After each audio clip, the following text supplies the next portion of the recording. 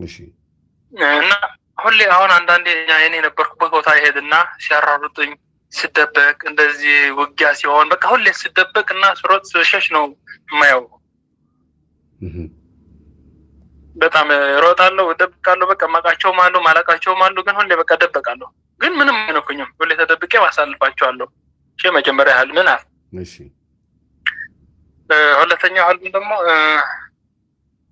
ወይ ተፈታኒና ልቀጥል ወይ ደግሞ እንዴት ይቻላል? ልክ ነው በአጭር ስለሆነ ነው ቀጥል ያልኩ ግን ዞሮ ዞሮ ነግርሃለሁ። በህልም መሮጥ ስትሮጥ የምትመለከተው ጸሎት ከጀመርክበት ጊዜ ጀምሮ ከሆነ ነፍስህ ከአጋንንት እስራት እያመለጠች ነው ወይም ደግሞ የተቀበዘበዘ የሆነ ልትጨብጠው የተቸገርከው አንድ የሆነ ነገር አለ ግን የገባህ ነገር አለ። መሮጥ እንዳለብህ ገብቶሃል። መሮጥ ሲባል በነፍስ በመንፈሳዊ ህይወት በማንነት ማለት ከሆነ ነገር ማምለጥ እንዳለብህ ተረድተሃል። ግን ሮጦ መደበቅ ማለት ለጥያቄዎችህ መልስ ማግኘት እንዴት እንደምትችል ግራ መጋባት ማለት ነው።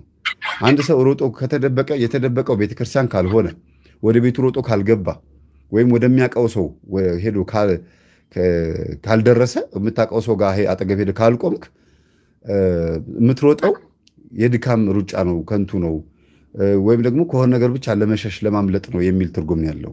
ግን ወደምታውቀው ቦታ ሁልጊዜ ስትሄድ አሁን ተራራ መውጣት ካለብህ እዛ ተራራ ላይ የምታውቀው ሰው ካለ ገደልም ይሁን ምንም ይሁን ብቻ የምታውቀው ሰው ድምፅ ከሰማ ጥሩ ነው ወደዛ ሰው ከሮጥክ። ግን የምታውቀው ሰው ካልሆነ ወይ የምታውቀው ቦታ ካልሆነ ቆም ብለህ ማሰብ ይገባሃል። አንድ የሆነ በህይወትህ ላይ በከንቱ የሚባክን እድሜ፣ ጉልበት፣ ጊዜ አለ ማለት ነው። የምትደበቀውም ከራስህ ሐሳብ ነው ወይም ደግሞ ከሆነ ነገር እየሸሸህ ነው ማለት ነው ትርጉሙ። ግን ጥሩ ነው መንቀሳቀሱ መሮጡ ወይም ደግሞ አንድ የሆነ ነገር እየተከተለህ እንደሆነ አንድ የሆነ ነገር ሊመጣብህ እንደሚችል እያሳሰበህም ነው።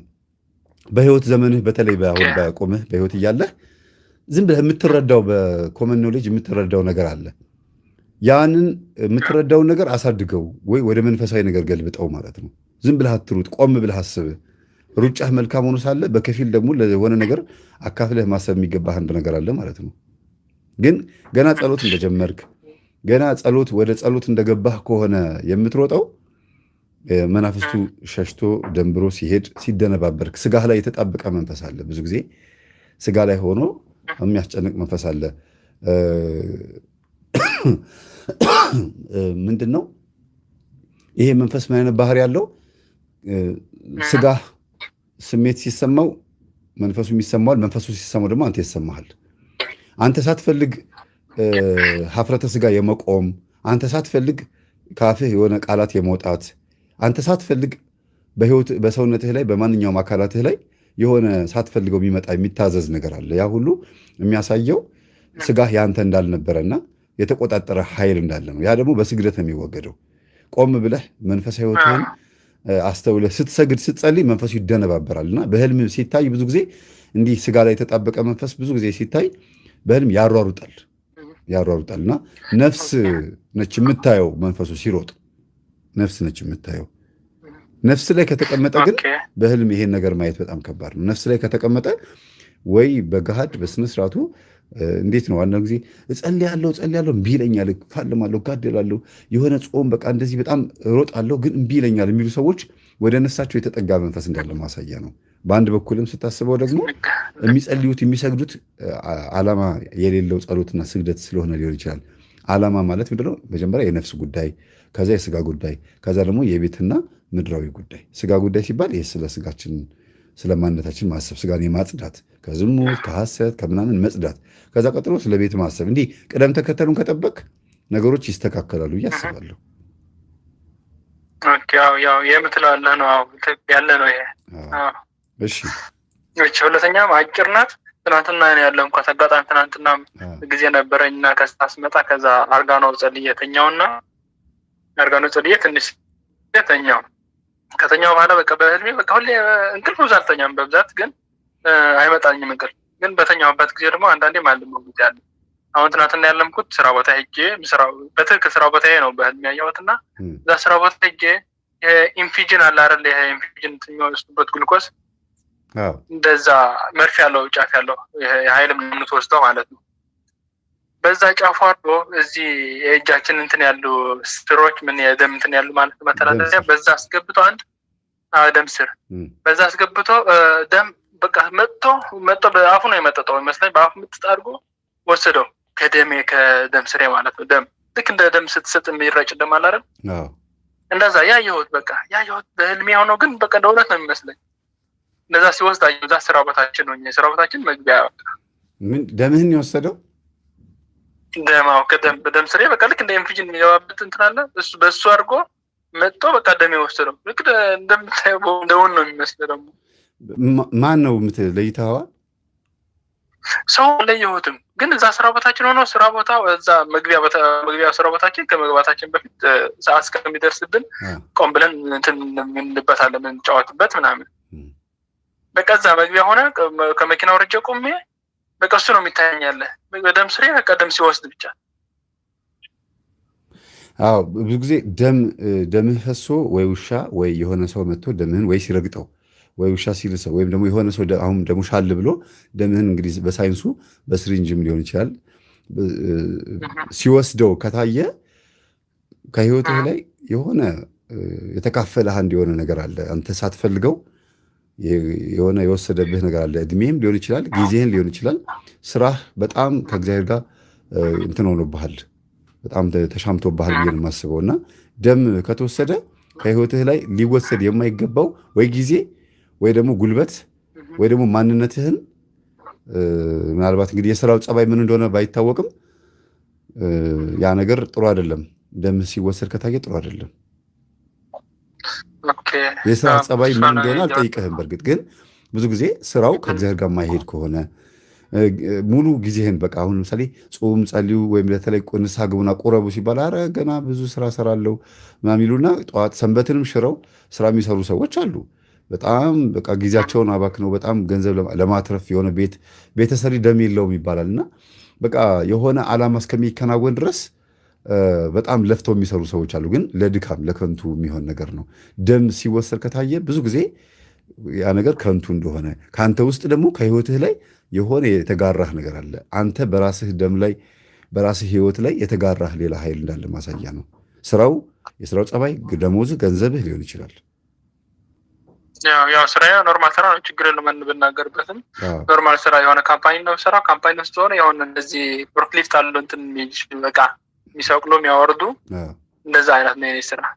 አዳር ሙሉ ቀን የምትሰራ ወይስ ሽፍት አለው? አዳር አለኝ። በሁለት ወር 2 ሳምንት አለኝ አዳር። አዳር በጣም አልወደውም ስሉ በጣም ያበሳጭ አዳር አለኝ 2 ሳምንት ማለት ነው። ሌላ ጠዋትና ከቀን ማለት ነው።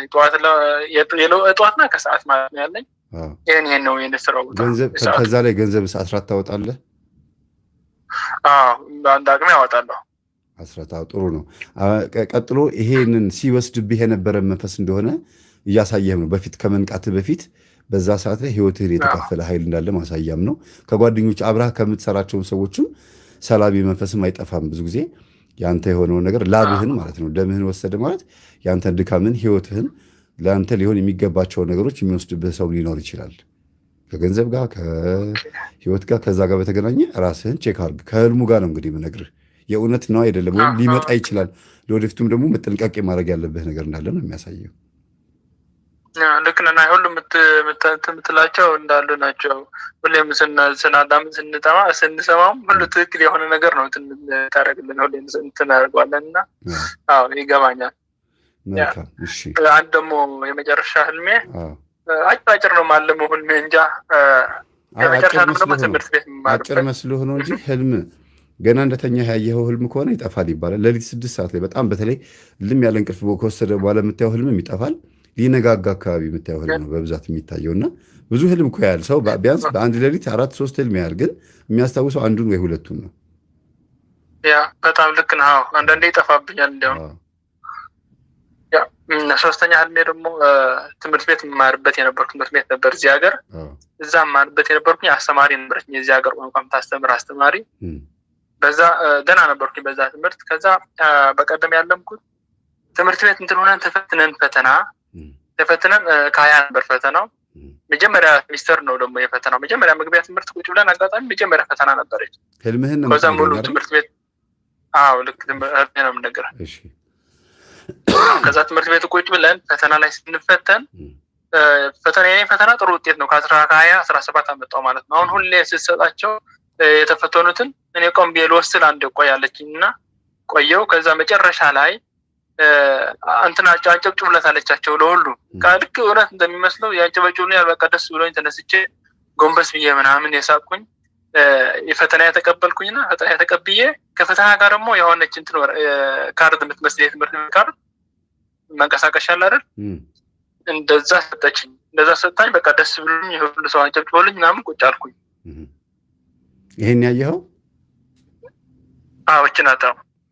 አዎ ፈተና መፈተን ፈተና ስታልፍ ማየት ማለት አልፈኸዋል ሳይሆን ልታልፈው የምትችለው አንድ የሆነ ፈተና መጥቷልና አይዞህ አትፍራ ነው። ብዙ ጊዜ በህልም ፈተና ማለፍ አልፈኸዋል ማለት አይደለም። ህልም ወደኋላ አሁንና ወደፊት ያለውን ነው የሚያሳየው። ግን ድል ስታደርግ ብዙ ጊዜ ካየህ ድል አድርገሃል ማለት ሳይሆን ድል ማድረግ ትችላለህ ማለት ነው። ድል ማድረግ ትችላለህ፣ ማሸነፍ፣ መውጋት፣ ጠላትን የሆነ በጦር መውጋት ምናምን የምታሸንፈው ነገር ላይ ያለኸውና አትፍራ ነው። ይህንን ህልም የምታየው ደግሞ በፍርሃት ሰዓት ነው፣ በመዘናጋት ሰዓት ነው። የሆነ ውስጥ ሲሸበር የምታየው ነገር ነው። ፈተና ላይ መቀመጥ በህይወትህ ከፊት ለፊት የሚመጣ አንድ የሆነ የምትጋፈጠው ነገር አለ። ፈተና ነው። ኦልሬዲ የትምህርት ቤት ፈተና ደግሞ ወደህ ፈቅደህ የምትገባበት ነው። ፈተና ልማር ብለህ ከገባህ በኋላ የሚመጣ አይደለ? የማይቀር አይደለ? አንድ ተማሪ ከተማረ ፈተና ይፈተናል አይደለ? ስለዚህ አንተ ደግሞ ላግባ ልውለድ ካልክ ደግሞ ያው ፈተና የማይቀር ነው ማለት ነው። ፈተና የማይፈተን ወይም የማይሳሳት ሰው የማይሰራ ሰው ነው ይባላል። ወይም የማይተኛ ሰው ነው። የማይተኛ አያልምም፣ ህልም ተፈርቶ ሳይተኛ አይታደርም ይባላል። ስለዚህ አንተ ፈተናውን ስታልፍና ሲጨበጨብልህ ያየኸው አፈጻጸሙ እግዚአብሔር አንተን መጨረሻ ላይ እንደዚህ እንድትሆን ይፈልጋል። ሴቷ የቤተክርስቲያን ምሳሌ ናት። ወንበሩ ላይ የተቀመጥክበት ወንበር ደግሞ የአንተ የብቻ የራስህ ህይወት ነው። በዙሪያ ያሉት ደግሞ በአንተ ተመሳሳይ አይነት ህይወት ውስጥ የሚኖሩ በለትዳርም ህይወትም የተለያየ አይነት ስራ የሚሰሩ ሰዎች ማለት ነው። ግን ያቺ ካርድ ስጋና ደሙ ናት። ያቺ ካርድ ጥሩ ሀሳብ ትታላ ጥሩ ሁሌ እንደዚህ እናስባለን። ከባለቤቴ ጋር ሁሌ እናስባለን። ኧረ መቼ ነው እንደዚህ የምናደርገው? ኧረ መቼ ነው የምንቀበለው? ምናምን እንላለን። ወደፊት ነው ያልኩህ ለዚህ ነው። አሁን አሸንፈው ሳይሆን የምታሸንፈው ነገር አለ። ግን ካርዷን ተቀበል ማለት ነው።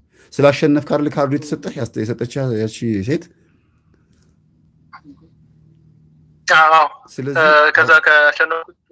ስለዚህ ፈተናውን ያለፈው ቀኖና ውሰድ፣ ንስሐ ግባ፣ ቀኖና ውሰድ፣ ፈተናውን ተጋፈጠው። ስጋና ደግሞ መቀበል የምትችልበት ሁኔታ ላይ ሁን። ራስህን እዛ ላይ አስቀምጠው እና መጨብጨቡ ምን ማለቱ እነዛ ክፍል ውስጥ ያሉ ሰዎች በሙሉ በአንተ ትዳር በአንተ ህይወት ማድነቃቸው ነው። ብዙ ጊዜ በህልም ማጨብጨብ ምንድን ነው የሚያሳየው? በአንተ ዙሪያ ያሉ ሰዎች ካጨበጨቡልህ ሁለት ትርጉም ነው ያለው። ፊታቸው ምን አይነት ገጽታ ላይ ሆኖ አጨበጨቡና ሲያጨበጭቡ ደግሞ ፊታቸው የማይታይ ከሆነ እነዛ ሰዎች ለአንተ ያላቸው እይታ ይለያያል፣ ትርጉሙ ማለት ነው።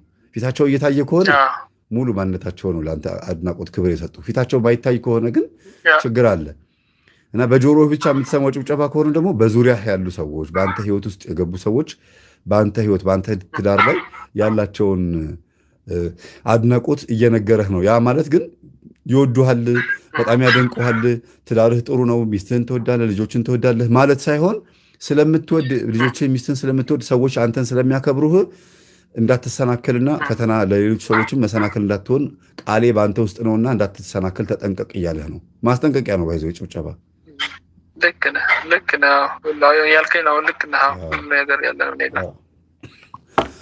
ግን ሁሌ ደግሞ አንድ የሚፈታተነኝ ነገር አለ። በቃ እንትን እንደዚህ ሆነ። አሁን በጾም ጊዜ ጾም ነው አይደል? ግን የሚፈታተን ነገር አለ። ወደ ሌላ ታስባለህ ምናምን ወይ ሌላ ሴት እንትን የሚፈታተን ነገር አንዳንዴ ጭንቅላት ላይ ይመጣል። ይሄን ነገር ደግሞ ትንሽ ያስቸግራል። ደግሞ ምንድን ነው እስኪ የሚያስቸግርህ? ዋናው እንጃ በቃ አንዳንዴ የሆነ ዝም ብለህ ሳታስብ ሌላ ሴት አእምሮ ላይ ትመጣለች። ሌላ ሴት የምታውቃት ማታውቃት በቃ አእምሮ ትመጣና የሆነ በቃ የዝሙት ነገር የሚፈታተን ነገር ደግሞ አለ። በሶስት አይነት መንገድ ነው በህልም በትዳር ውስጥ ሆነ ሴት ከመጣች ሊያውም የማታውቃት ሴት ከሆነች የማታውቃት ምትሆን በሶስት አይነት መንገድ ነው በህልም መታ የምትገናኝ ሴት ለወንድ ከሆነ ማለት ነው። አንደኛ ትዳር ከመያዝ በፊት የምታውቃቸው ሴቶች ካሉ ከነሱ ላይ ያለው መንፈስ አንተ ጋር ገብቶ ስለነበረ በፊት እግዚአብሔርን ሳታውቀው በፊት ገብቶ ስለነበረ አሁን ትዳር ስትይዝ ደግሞ አትችልም፣ በዚህ ህይወት መቀጠል አትችልም፣ እኛ ከአንተ ጋር እያለን ማግባትም መውለድም ደስተኛ መሆንም አትችልም ብለው ሊፋለሙ ይችላሉ። የሚፋለሙ ስጋና ደሙን የማትቀበል ከሆነ ወይም መንፈሳዊ ሰው ካልሆንክ ሚስትህን እጭናጫ በማድረግ ቁጡ በማድረግ ስንፈተ ወሲብ በመፍጠር ሀፍረተ ስጋን በማልፈስፈስ ማለት ነው። ለሩካቤ ውስጥ ሰውነት ሁሉ ነገር ፈቃደኛ እንዳይሆን በማድረግ በስራ ደክመህ ወደ ቤት ስትገባ ስጋህ ዝሎ ሰውነትህ ዝሎ ስትተኛ ለሚስትህ ቦታ ለመስጠት ይሄ ነገር አይነ ጥለዋ አንተ ላይም እሷ ላይም ትሰራለች። እንደገና ደግሞ የምትወድህ ሴት የምታፈቅርህ ሴት ካለችና መስተፋቅር ያደረገችብህ ከሆነች ደግሞ የእሷ የዝሙት መንፈስ በተለይ ተክለቁመና ሰውነት መልክ ምናምን ካለ የእሷ ማንነት አንተ ጋር ነው የሚመጣው። ለምን ሲያምር ነው የምትለው፣ ባገባሁት አይደለም ሲያምር ስለምትል ከዚህ ጋር በተኛሁ ነው የምትለው። የዝሙት መንፈስ ነው። ስትጾም ስትጸልይ ስትሰግድ ብዙ ጊዜ ወደ መንፈሳዊ ነገር ስንመጣ ይሄ ዝምየት ማፍሰስ በህልም መገናኘት የሆነ ክብድ የሚል ነገር መቶ ላያችን ላይ ዝፍዝፍ ሲልብን ለማማተብ በስማም ለማለት የምንቸገርበት ሁኔታ የሚመጣው ይሄ መንፈስ ከመንቃታችን በፊት የገቡ መናፍስቶች ሴራ ባህሪ ነው። ስለዚህ የመስተፋቅር መንፈስ አንተ ጋር ስትመጣ ምልክቷ ምንድን ነው? በህልም እንዲያውም አንዳንድ ሴቶች ወይም አንዳንድ ወንዶች በጣም ደስ ይላሉ ይላሉ። በህልማቸው የሚገናኛቸው ነገር ደስ ይላል። መጥቶ ሁል ጊዜ ቢገናኛቸው ሁሉ ደስ ይላቸዋል። ከሚሰማቸው ስሜት አንጻር ሲነቁ ያው ፓንት መበስበሱ እንዳለ ሆኖ ዘር መፍሰሱ እንዳለ ሆኖ ዓለማዊ ሰዎች ከሆኑ ጉዳዩን ይወዱታል። ነጮች በተለይ በዚህ ጉዳይ ላይ በጣም እንደ ተፈጥሮ እንደ እንትን ነው የሚያዩት። በሌላ መናፍስ ማን ነው አማልክት መወደድን ነው የሚያዩት። አዎ። እንደገና ሌላው ትልቁ ሶስተኛው ግን ዋናው በህልም መታ እንደዚህ የምትገናኝ ከሚስትህ ላይ የሚመጣው መንፈስ ነው። ከሚስትህ ላይ ይመጣል። ለምን ሲባል ሚስትህ ላይ የነበረው መንፈስ ምናልባት በሰንበት ቀን ወይም በግዝት በበዓላት ቀን በምናምን ቀን አንተን ከሃይማኖት ስርዓት ለማሳሳት ወይ ሽቶ ተቀብታ ወይ የሴትነት ጠረኗ ምናምን እንዲሸትህ ምናምን በማድረግ ሲፈታተን የነበረውን አንተ ስትቋቋመው በህልም መጥቶ ይገናኛል። ስትቋቋመው በተግባር ሊያሰናክል የነበረውን አንተ ስትችለው ከዛ በህልም ይመጣል ማለት ነው። ህሊና ላይ የሚያርፋለ ሮሃኒ የሚባል መንፈስ